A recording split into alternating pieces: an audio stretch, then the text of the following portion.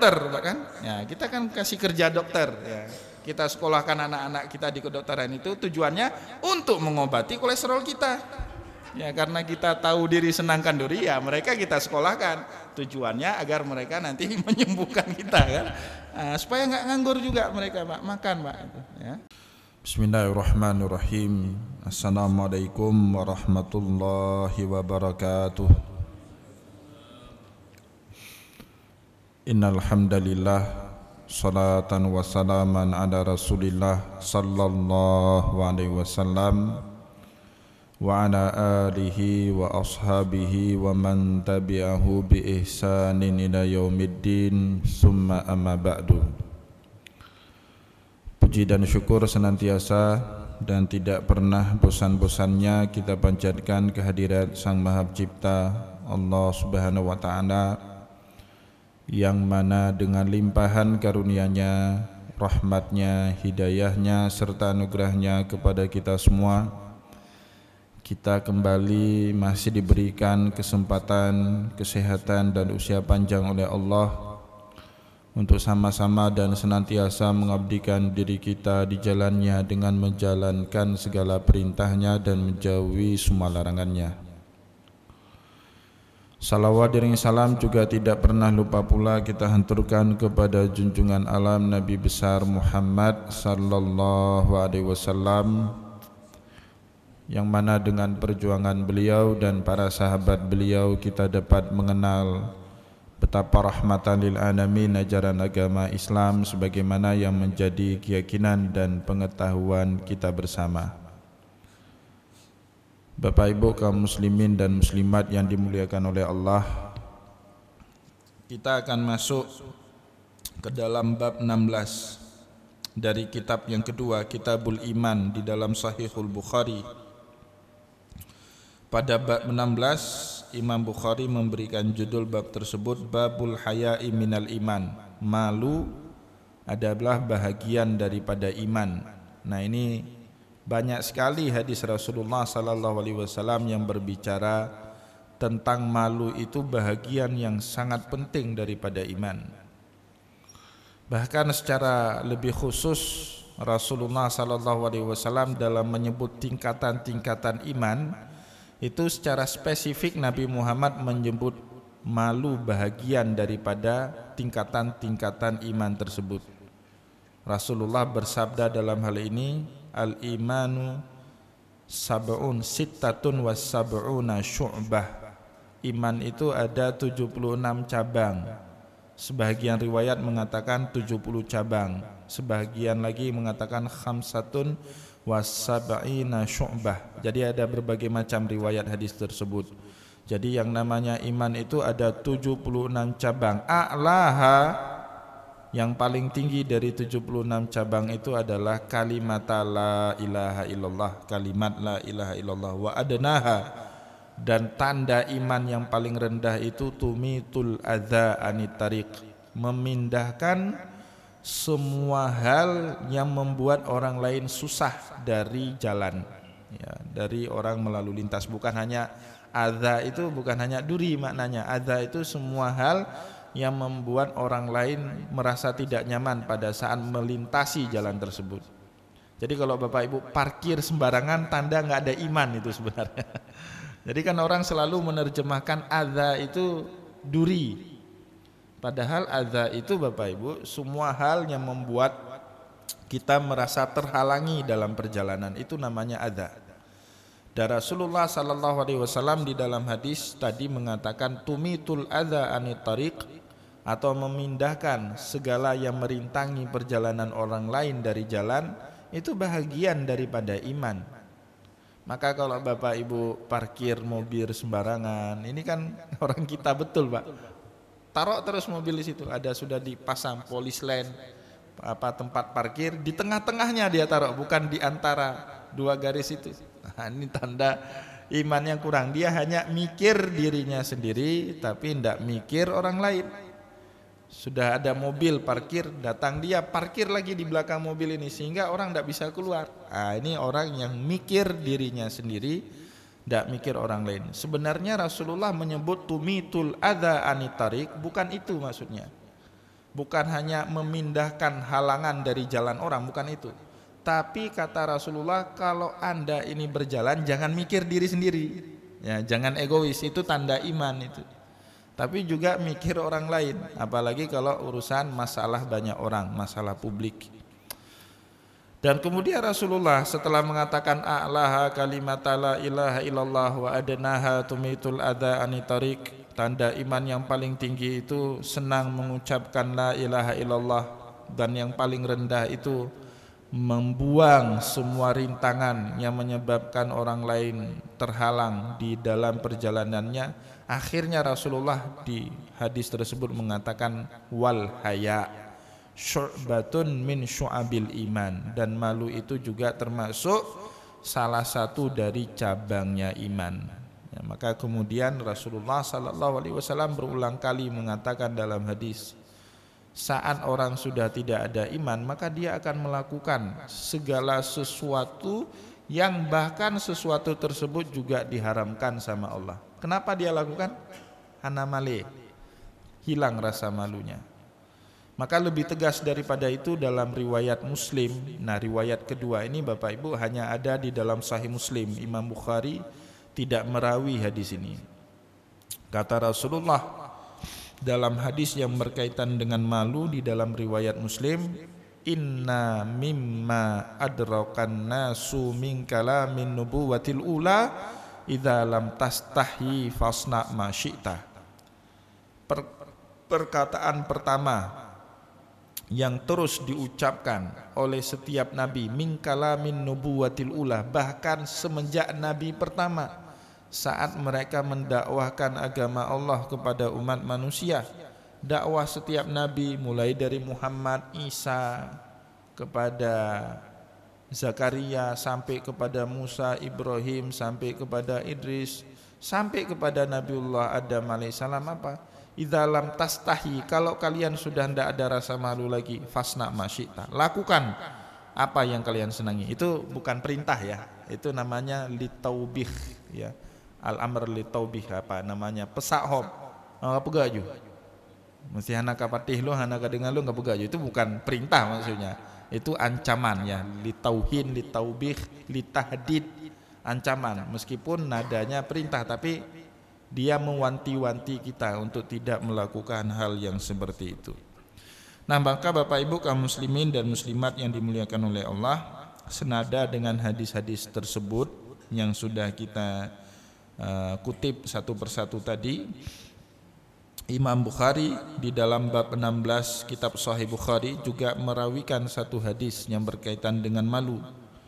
Haddatsana Abdullah bin Yusuf, ya, ini gurunya Imam Bukhari, seorang ulama tabi'in atau tabi'in ya, yang berasal dari Damaskus Ad-Dimashqi ya. Sebagian kitab riwayat Sahih Bukhari yang lain menyebut nama daerahnya karena memang kebiasaan orang dulu Bapak Ibu, terutama ulama-ulama dulu, mereka bahkan sering dikenal dengan nama daerah. Jadi misalnya Al-Ghazali itu bukan nama beliau sesungguhnya, nama beliau itu Muhammad bin Ahmad, tapi dikenal nama kampungnya dengan nama kampungnya Al-Ghazal. Ya, satu kampung kecil di tepi Sungai Kaspia sekarang ya, kota Tus, kabupatennya Tus, nama desanya itu Al-Ghazal. Oleh sebab itu dikenallah dia dengan nama Al-Ghazali, padahal nama beliau sesungguhnya Muhammad bin Muhammad. Al-Bukhari itu nama kampung, nama beliau Muhammad bin Ismail bin Bardisbah, itu nama beliau, tapi dikenal dengan nama kampungnya Imam Bukhari. Imam As-Suyuti itu nama kampung di Mesir, Asyut ya, satu desa di kampung namanya Asyut ya. Imam apalagi Ar-Ramli, Imam At-Tantawi itu nama desa ya, nama kota di Mesir, Tonto ya. Akhirnya banyak orang Indonesia namanya Tantawi ya, gara-gara ada ulama besar dulu itu, padahal nama kampung yang ada di Mesir itu salah satu kebiasaan ulama dulu, mereka tidak meninggalkan nama kampung halamannya sebagai identitas dari mana mereka berasal ya. Nah, Abdullah bin Yusuf memperoleh riwayat ini, cerita ini dari Imam Malik bin Anas radhiyallahu anhu. Qala akhbarana Malik bin Anas, gurunya Imam Syafi'i. Berarti riwayat hadis yang akan kita jelaskan pada subuh ini selain ada di dalam kitab Sahih Bukhari, juga Bapak Ibu bisa temukan riwayatnya di dalam kitab Muwatta, karena diriwayatkan juga oleh Imam Malik bin Anas radhiyallahu anhu, salah seorang ulama hadis besar, bahkan kitab hadis tertua yang sampai kepada kita pada saat ini karyanya Imam Malik yang beliau beri judul dengan Kitabul Muwatta. Imam Malik memperoleh riwayat ini dari Imam Ibnu Syihab Az-Zuhri. Ini ulama tabi'in ya. Imam Ibnu Syihab Az-Zuhri ini sudah masuk tabi'in. Beliau sebenarnya Bapak Ibu pernah mengarang kitab hadis yang beliau sebut dengan Al-Musannafat. Jadi Imam Ibnu Syihab Az-Zuhri ini punya kitab hadis, tapi kitab hadisnya ini tidak sampai kepada kita. Nah, maka Bapak Ibu banyak sekali kitab-kitab yang dikarang oleh ulama terdahulu yang tidak sampai lagi ke tangan kita, naskahnya entah kemana. Salah satunya kitab hadis yang diriwayatkan oleh Imam Ibnu Syihab Az-Zuhri, dan juga beliau adalah gurunya Imam Malik radhiyallahu anhu. Imam Ibnu Syihab Az-Zuhri memperoleh riwayat ini dari kibarut tabi'in, salah seorang sepuhnya tabi'in, namanya Salim bin Abdullah. Salim anaknya Abdullah. Abdullah siapa ini? An abihi, Abdullah ini memperoleh riwayatnya dari bapaknya. Siapa bapaknya Abdullah? Umar bin Khattab radhiyallahu anhu. Nah, Bapak Ibu, di akhir masa para sahabat ada 4 orang sahabat Nabi yang bernama Abdullah. Dulu pada saat Rasulullah hidup, 4 orang Abdullah ini masih remaja usianya, remaja, masih belia, usianya masih belasan tahun. Abdullah bin Umar saat wafat Rasulullah usianya 12 tahun. Abdullah bin Abbas usianya 12 tahun. Ada yang usianya Abdullah bin Zubair bin Awam, usianya juga masih belasan tahun. Ada lagi Abdullah bin Amru bin As, usia mereka belasan tahun. Nah, maka mereka menjadi sigharus sahabah junior. Tapi kelak mereka inilah yang paling banyak menceritakan hadis, mengajarkan hadis, atau bahkan juga mengajarkan ilmu agama kepada orang-orang generasi kedua, kepada tabi'in. Karena kan tabi'in ini bawahan ya kan, anak baru gede ini, anak baru lahir, mereka tidak sempat ketemu dengan Rasul. Dan mereka tentu jaraknya sudah sangat jauh dengan kibaru sahabah, dengan sahabat sepuh seperti Abu Bakar, Umar, itu jarak usianya sudah sangat jauh. Sungkanlah mereka belajar kepada orang-orang besar seperti Umar, Utsman, Ali, Abu Musa al-Asy'ari, dan sahabat-sahabat senior yang lain. Maka Bapak Ibu, rata-rata pembesar tabi'in itu, rata-rata perawi hadis dari kalangan tabi'in pasti berguru kepada 4 orang Abdullah ini. Nah, maka di dalam ilmu hadis ada yang disebut dengan abadalah. Abadalah itu maknanya 4 orang sahabat Nabi junior, 4 orang sahabat junior Rasulullah sallallahu alaihi wasallam yang bernama awalan Abdullah, dan mereka ini kelak menjadi guru dari para tabi'in ya, generasi yang kedua. Siapa saja mereka? Abdullah bin Umar bin Khattab, Abdullah bin Abbas bin Abdul Muttalib. Ya, ini sepupunya Nabi Muhammad ya, karena Abbas itu pamannya Nabi, meskipun usianya di bawah Rasulullah ya, usianya itu selisih 8 tahun lebih tua Rasulullah sallallahu alaihi wasallam. Putra terakhir Abdul Muttalib. Jadi Abdul Muttalib itu setelah Abdullah ada Hamzah, ada lagi anak Hamzah. Hamzah ini sebaya dengan Nabi, paman Nabi, sebaya dengan Nabi. Kemudian yang terakhir ini ada yang namanya Abbas ya, di bawah daripada Hamzah, usianya lebih muda daripada Rasulullah sallallahu alaihi wasallam. Kemudian ada lagi yang namanya Abdullah bin Amru bin As, putranya Amru bin As.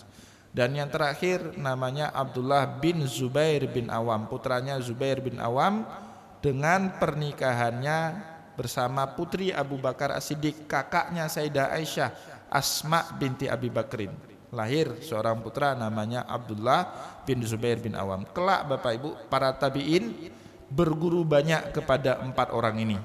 Maka jangan heran di dalam Sahih Bukhari itu banyak sekali an Abdillah an Abi. Maka kita harus tahu ini siapa ini, Abdullah mana ini. Karena Imam Bukhari enggak nyebut abinya siapa. Boleh jadi abinya Abbas.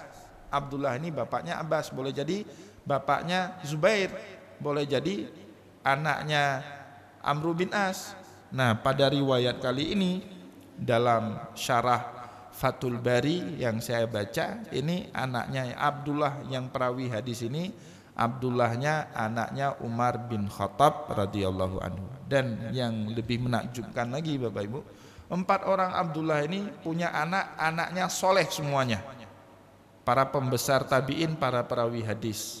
Maka sering para ulama hadis nyebutnya Soleh ibnu Saleh ibnu Saleh, seorang anak soleh, anaknya si soleh, dan cucunya si soleh, cicitnya si soleh lagi nanti. Nah, karena bapaknya sahabat Nabi, ya kan? Umar sahabat Nabi, Zubair sahabat Nabi, Amr bin As sahabat Nabi, ya kan? Siapa lagi? Abbas sahabat Nabi.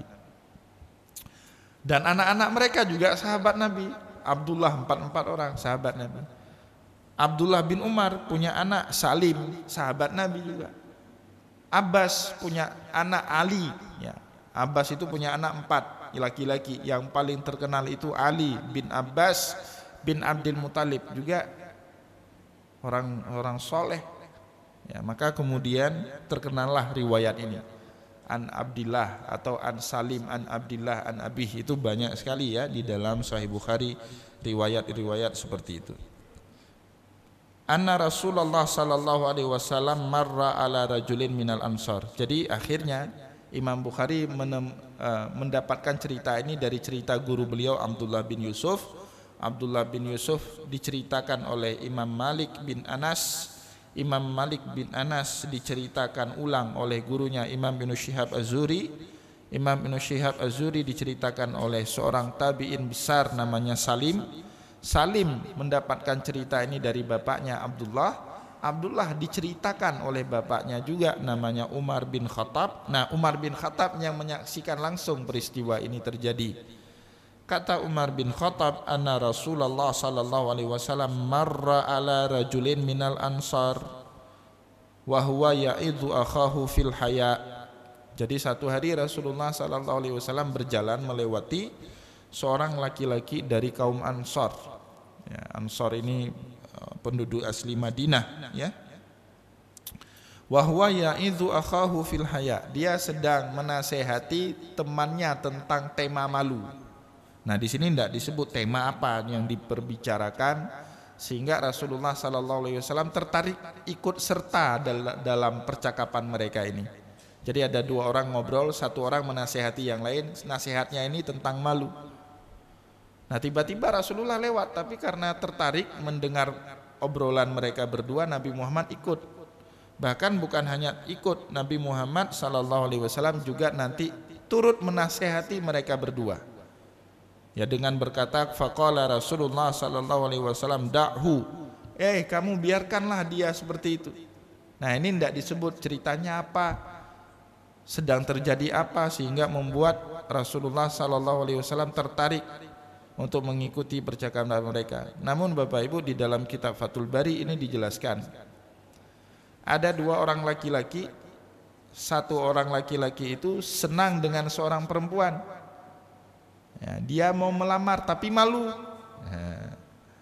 Satu lagi temannya itu bilang, kamu jangan malu. Nah, dia nasihati temannya ini, apa kamu laki-laki kok pemalu gitu kan?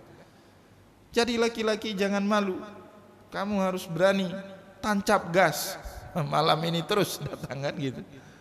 Nah, tiba-tiba ini didengar percakapan 2 orang ini, didengar Nabi Muhammad sallallahu alaihi wasallam melintas. Nah, cerita ini tidak ada Pak di dalam matan hadis, tidak ada. Tapi Bapak Ibu bisa temukan riwayatnya di dalam syarah daripada kitab Sahihul Bukhari. Ada 2 kitab yang saya baca sama-sama syarahannya mirip. Satu Fathul Bari karangan Imam Ibnu Hajar Al-Asqalani, satu lagi Umdatul Qari, ya, karangan Imam Ibnul Aini, yaitu memberikan penjelasan yang sama. Jadi suatu hari Rasulullah lewat, ada dua orang sedang ngobrol, satu pingin ngelamar perempuan tapi tidak berani, malu. Satu lagi menasehati temannya ini supaya nggak malu, jangan khawatir, tancap gas, langsung datang lamar, insya Allah kamu tidak ditolak. Nah tiba-tiba lewat Nabi Muhammad mendengar percakapan mereka berdua. Nah kemudian Rasulullah SAW pun menegur, dakhu, udahlah biarkan dia seperti itu. Maksudnya jangan kamu bilang malu itu nggak baik. Nah ini Bapak Ibu, malu itu kata Rasulullah, fa innal haya minal iman, malu itu bahagian daripada iman. Makanya oleh karena itu Bapak Ibu, ada yang disebut, ya terutama di dalam tema ini, melamar anak gadis orang, itu ada yang namanya selangki. Kalau orang Aceh nyebutnya selangki. Selangki itu Bapak Ibu sunnahnya Rasul itu. Nabi Muhammad, apa selangki bahasa Indonesianya apa sih? Macomblang. Ya, macomblang, perantara. Itu Nabi Muhammad Bapak Ibu banyak sekali menjadi macomblang di antara para sahabatnya. Untuk apa? Agar malu itu baik. Jangan nanti alapu male-male. Jangan Bapak Ibu bilang seperti itu, karena tanda dia masih malu berarti dia masih menjadi orang baik. Tapi kalau sudah nggak malu lagi, kayak kata hadis Nabi tadi, dalam tastahi fasna masyita, lakukanlah apa yang kau senang. Maka Nabi Muhammad agak sedikit gusar saat ada sahabat yang bilang, alah kamu apa malu-malu, datang aja tancap gas. Nah itu ditegur oleh Rasulullah SAW, karena Rasul kemudian berkata, fa innal haya minal iman, biarkanlah dia dengan sifat malunya itu, karena malu itu adalah bahagian daripada iman. Oleh sebab itulah Bapak Ibu kaum muslimin dan muslimat yang dimuliakan oleh Allah, dalam banyak peristiwa Nabi Muhammad ini menjadi jembatan di antara para sahabatnya yang ingin menikah, selangki. Karena tahu kadang-kadang kita nggak berani, malu, ya kan tahu. Maka Rasulullah banyak sekali itu menjembatani, menjadi macomblang. Ada satu peristiwa, ya, di dalam Sunan At-Tirmidzi cerita ini ada. Seorang perempuan namanya Imru'ul Qais. Ini perempuan cantik, ya. Cantik, tapi apa ya, gaya hidupnya itu lifestyle-nya tinggi. Jadi kan yang paling berbahaya bagi kaum laki-laki itu Bapak Ibu, perempuan cantik dan dia tahu dirinya cantik. Nah itu bahaya itu. Sangat repot bagi seorang suami yang punya istri cantik dan dia tahu dirinya cantik, itu bahaya. Yang paling enak bagi seorang suami punya istri cantik tapi dia nggak nyadar diri kalau dia cantik. Ah itu berbahagialah suami yang punya istri cantik tapi istrinya nggak sadar kalau dirinya cantik. Hanale pekatun Mbak. Tapi kalau dia tahu dirinya cantik, itu banyak sekali itu masalahnya akan muncul dalam keluarga. Nah, Imru'ul Qais ini wanita yang tipikalnya seperti itu. Dia cantik dan ngerti dirinya cantik. Kebetulan dalam waktu yang bersamaan Bapak Ibu dilamar oleh dua orang pria. Satu namanya Abu Jahmin. Abu Jahmin ini Bapak Ibu orang yang sudah sepuh, usianya udah 60 tahun ke atas. Tapi masalahnya kaya raya. Bisalah untuk menghidupi perempuan yang lifestyle-nya tinggi seperti Imru'ul Qais ini.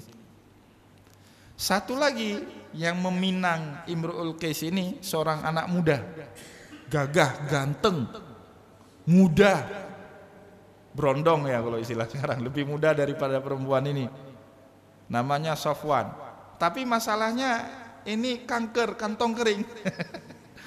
Gagah aja nggak cukup dengan model perempuan seperti ini, tampang, gagah, tinggi, besar kan, putih, nggak cukup karena lifestyle-nya tinggi. Maka si Imru'ul Qais ini bingung Mbak. Ya bingung lah, perempuan kan bingung. Dia kepingin dua-duanya kan, gagah ada tapi juga kantong tebel. Nggak cukup dengan modal gagah. Nah maka kemudian Imru'ul Qais itu datang ke Rasulullah SAW. Dia datang, dia minta petuah, dia minta nasihat, bahkan minta dimacomblangi kepada Rasulullah. Ya Rasulullah, ini ada dua orang laki-laki datang mengkhidbahku, melamarku, meminangku. Satu namanya Abu Jahmin, Rasulullah waktu disebut Abu Jahmin sudah tahu terus, wah ini Abu Jahmin mau nikah lagi.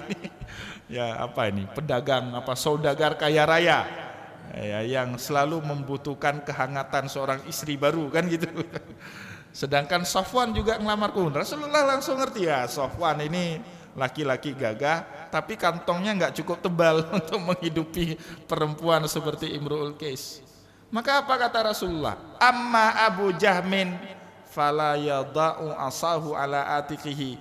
Abu Jahmin itu jangan nanti tongkatnya itu harus digantung ke lehernya, karena nggak sanggup lagi meladeni perempuan muda secantik Imru'ul Qais. Maka Rasulullah pakai bahasa istilah itu. Amma Abu Jahmin fala yada'u asahu ala atiqihi. Nanti jangan sampai gara-gara kamu nikah dengan Abu Jahmin, tongkatnya bukan untuk jalan lagi, tapi sudah taruh di leher. Orang tua kan jalan pakai tongkat, Pak. Nanti tongkatnya sangkut Pak leher. Jadi besok kalau ada jamaah masjid ala tongkatnya sangkut di leher, baru punya istri muda itu, Pak. Baru punya istri muda itu. Ya. Tapi Safwan ini kata Rasulullah, fasa'luki la malalahu. Gaya hidupmu seperti ini, ya, Safwan tidak sanggup, kantong dia ini enggak cukup tebal untuk membiayai hidup kamu yang seperti itu. Rasulullah apa ya, fair orangnya ya, sangat realistis Pak Rasulullah. Jadi enggak, kita kawin dulu nanti rezekinya ada terus. Nabi bukan tipikal manusia seperti itu. Yang saya tahu Pak, yang saya tahu belajar hadis, Nabi Muhammad itu manusia yang sangat realistis, yang mencari jodoh yang maka nanti di dalam ilmu akhwalus saksiyah ada namanya kafaah Pak. Kafaah itu salah satu sunnah muakkadah pada saat seorang pria ataupun wanita mencari pasangan hidup. Apa? Sukufu. Apa itu bahasanya? Setara, selevel. Jangan Pak, kita doktor titelnya, istri kita SD pun nggak tamat. Itu bahaya itu dalam rumah tangga. Nggak nyambung ngomongnya itu. Istrinya bingung nanti lihat suaminya ke sana kemari, karena dia tamatan SD, nggak ngerti kenapa suaminya sibuk, nggak ngerti Pak. Atau orang yang sangat kaya raya menikah dengan seorang perempuan yang sangat miskin, itu juga nggak, susah nanti. Ya, maka ada namanya sukufu itu ada Pak, bukan nggak ada. Oh saya nggak penting itu sekarang, yang penting takwanya, benar yang kamu bilang, tapi nggak sempurna. Nabi Muhammad aja mempertimbangkan namanya sekufu, kok Anda ini tiba-tiba main ngomong sok-sokan alim daripada Rasulullah. Kan ini terjadi di masyarakat. Saya yang penting perempuan itu solehah, nggak mau tahu saya. Pak tunggu dulu, Nabi Muhammad mempertimbangkan kufu itu supaya apa? Lebih harmonis, lebih cepat ketemu kecocokannya itu, lebih cepat, ya kan? Kalau dia sarjana ya minimal sama-sama sarjana lah, enggak terjadi timpang terlalu tinggi itu. Nah Rasulullah bilang, maka kemudian Rasulullah, karena ini wanita muda, lifestyle-nya tinggi, Rasulullah kemudian nasihati Imru'ul Qais, angkihu Usamah bin Zaid, kamu nikahnya sama Usamah bin Zaid, saya yang cuma comblangi, saya selangkinya. Karena Usamah bin Zaid ini anak muda masih, tapi penghasilannya sudah lumayan. Cocoklah dengan Imru'ul Qais. Akhirnya Rasulullah menolak dua calon orang yang meminang Imru'ul Qais tadi, tapi Rasulullah kemudian menjembatani Imru'ul Qais ini untuk nikah dengan seorang laki-laki yang lain yang bernama dengan Usamah bin Zaid radhiyallahu anhu. Ini contoh Bapak Ibu ya, Nabi Muhammad tetap pelihara malu itu kepada sahabatnya, tapi beliau kemudian menjembatani. Ya, maka kemudian selangki itu termasuk bahagian daripada sunnahnya Rasulullah Sallallahu Alaihi Wasallam. Maka Rasulullah pada saat melihat dua orang sahabat tadi berdiskusi tentang malu, ya, beliau berkata, da'hu, biarkanlah dia dengan sifat malunya. Fa innal haya minal iman, karena malu itu adalah bahagian daripada iman. Dalam salah satu nasihat Bapak Ibu, Ali, Bapak Ibu kan pernah dengar itu cerita yang populer sekali. Ali jalan sama Rasulullah satu hari. Dalam perjalanan itu lewat seorang gadis cantik. Ali kemudian menoleh. Ya, itu memang sudah tabiatnya sealim Ali aja Bapak Ibu menoleh. Apalagi bapak-bapak ini termasuk saya yang sholatnya masih jelek-jelekan amburadul ini. Ali aja Pak di samping mertuanya di samping Rasulullah itu masih ngelirik gitu. Rasulullah lihat. Ternyata paling lagi sekali lagi kan. Ya Ali alaikal awal lakal awal wa alaika saniyah. Ali yang pertama itu hak kamu lah. Tapi yang kedua itu sudah setan itu. Kata Rasulullah. Itu bapak mertua yang negur. Bapak Ibu paling malu kita ini kan kalau ditegur sama bapak mertua kan. Paling malu itu. Maka Ali Pak. Ini mohon maaf. Ini ilmu ya. Ini ilmu. Ali itu seorang pria yang memang gejolak nafsunya tinggi, dan itu diakui oleh Ali dalam riwayat hadis, ada dalam Sahih Bukhari dan Muslim. Suatu hari Ali ini mohon maaf, apa itu air yang keluar sebelum sperma itu saat gitu, mazi itu air yang keluar saat seorang laki-laki nafsunya bergejolak sebelum keluar sperma, itu namanya mazi. Ali sering sekali keluar mazi. Dan ini riwayat ada di dalam Sahih Bukhari dan Muslim. Kata Ali sendiri, dia mengakui itu. Kuntu rajulan madza'an. Saya hafal Pak ibaratnya itu. Kuntu rajulan madza'an. Saya ini laki-laki yang sering keluar madzi. Fastahyaitu an as'ala Rasulullah. Tapi saya malu. Nah ini bab malu lagi nih. Tapi saya malu nanya itu langsung kepada Rasulullah. Alasannya apa? Gampang Pak, Rasulullah itu kan mertuanya. Maka Ali juga malu, padahal beliau ingin tahu ini gimana hukumnya. Kuntu rajulan mazza'an fastahyaitu an as'ala Rasulullah. Tapi saya harus tahu hukumnya gimana. Maka Ali bin Abi Thalib ini punya hamba saya namanya Miqdad bin Aswad radhiyallahu anhu. Ya, dia utus Miqdad bin Aswad ini untuk tanya. Kamu budak, kamulah tanya sama Rasulullah gimana saya ini hukumnya gimana ini, datang tapi jangan bilang-bilang saya ya. Ya Rasulullah pasti tahu Bapak Ibu ini kerjanya Ali ini. Ya, ini kerjanya Ali. Datang Miqdad bin Aswad tanya ya Rasulullah bagaimana hukumnya. Kan tersangkanya seolah-olah Miqdad, padahal Miqdad itu titipan Ali. Ya Rasulullah saya ini cepat keluar mazi, gimana ini? Barokahnya Ali itu sering keluar mazi Pak, ada barokahnya. Kita jadi tahu hukumnya mazi sekarang. Coba Ali itu tidak keluar mazi, kita kan nggak tahu hukumnya kan? Khilaf lagi ulama kan? Ya karena Ali keluar mazi, apa kata Rasulullah? Fihi wudu. Orang yang keluar mazi itu wajib wudu. Dan mazi itu najis kata Rasul. Yang terkena pakaian daripada mazi wajib dibasuh. Jadi air yang keluar dari, mohon maaf, dari kelamin seorang laki-laki ada 4, 3 najis, 1 yang enggak najis, mani yang enggak najis. 3 lainnya najis. Baul, kencing, najis. Madhi, najis. Wadi satu lagi ya, air yang keluar netes setelah seorang laki-laki buang air kecil, enggak tuntas. Apa itu namanya? Meran, apa?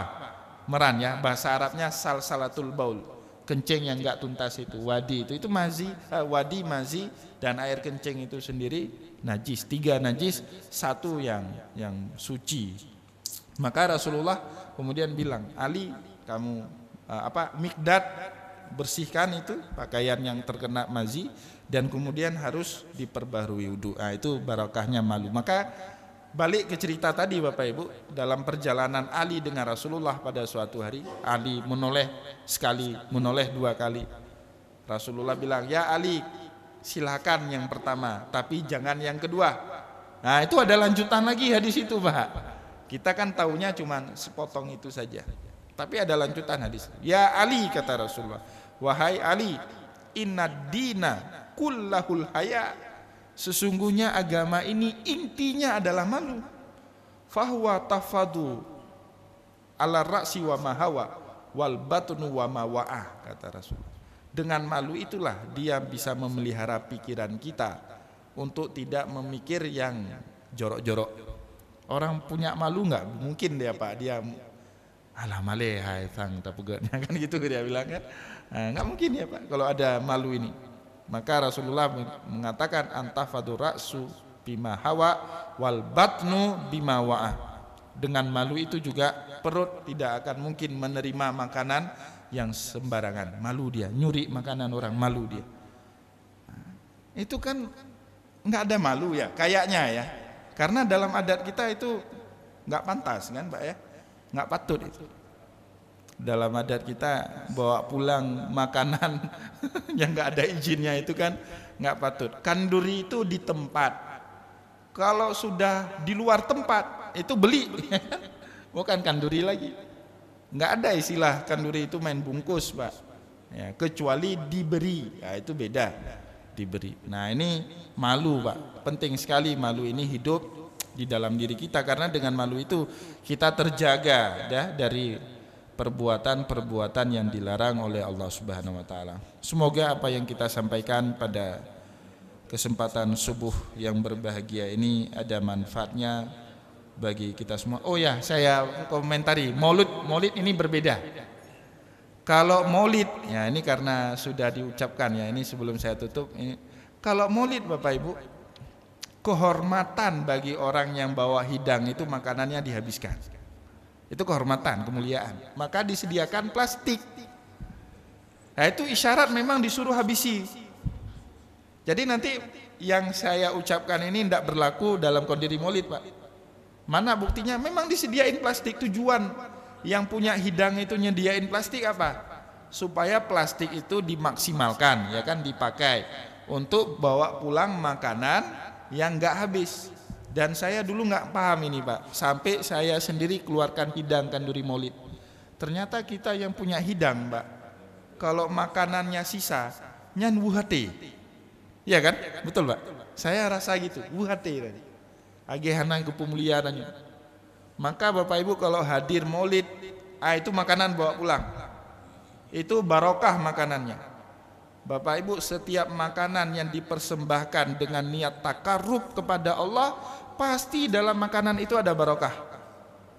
Seandainya Bapak Ibu ada undangan kanduri Maulid, tapi di waktu bersamaan ingin makan nasi Padang misalnya, jauh lebih baik Bapak Ibu hadiri kanduri Maulid. Karena nasi Padang itu niatnya cari duit. Kanduri Maulid niatnya mendekatkan diri kepada Allah.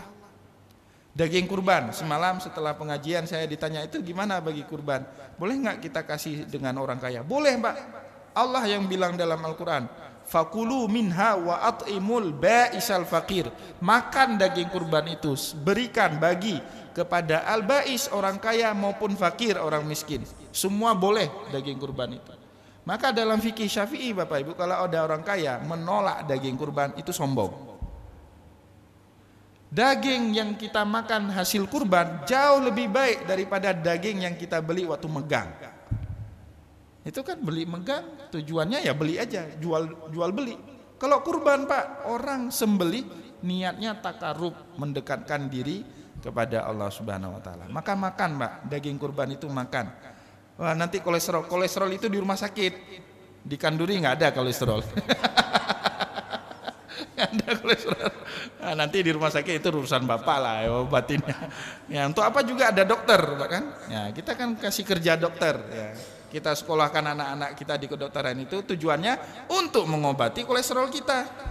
Ya, karena kita tahu diri senang kanduri, ya mereka kita sekolahkan. Tujuannya agar mereka nanti menyembuhkan kita, kan? Nah, supaya nggak nganggur juga mereka Pak, makan Pak.